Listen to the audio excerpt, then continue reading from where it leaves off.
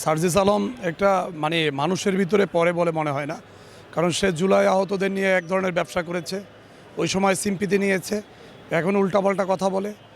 এই ব্যক্তিটাকে আসলে নিয়ে আলোচনা করাটা আমার সমীচীন না।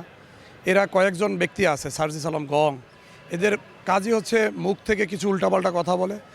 ইন্টারিম সরকারের সময় হামের টিকা কিনে নেয় হচ্ছে ইন্টারিম সরকার। বিএনপি আসলো 2.5 মাস, এখানে বিএনপি কেনার সময়টা কখন পেল? তো যে সময় ওষুধ বিদেশ থেকে আমদানি করতে হয় কিংবা অ্যারেঞ্জমেন্ট করতে হয়, সেই সময়টা তো ইন্টারিম সরকারের সময়, সে সময় তো দায়িত্বে ছিল সার্জিস আলম গংরা। তো এখানে সে এই যে উল্টাপাল্টা কথা বলে, এই জন্য তার নামে মামলা করা উচিত। সরকারকে বিব্রত করে এই ধরনের উল্টাপাল্টা কথা বলে, দেশ নিয়ে ষড়যন্ত্র, এগুলো আমি এরকম দেখব, দেশকে নিয়ে ষড়যন্ত্র দেখব।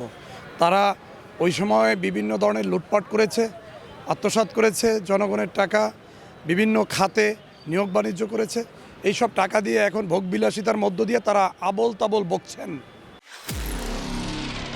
নিরপেক্ষ, সত্য প্রকাশে আপোষহীন।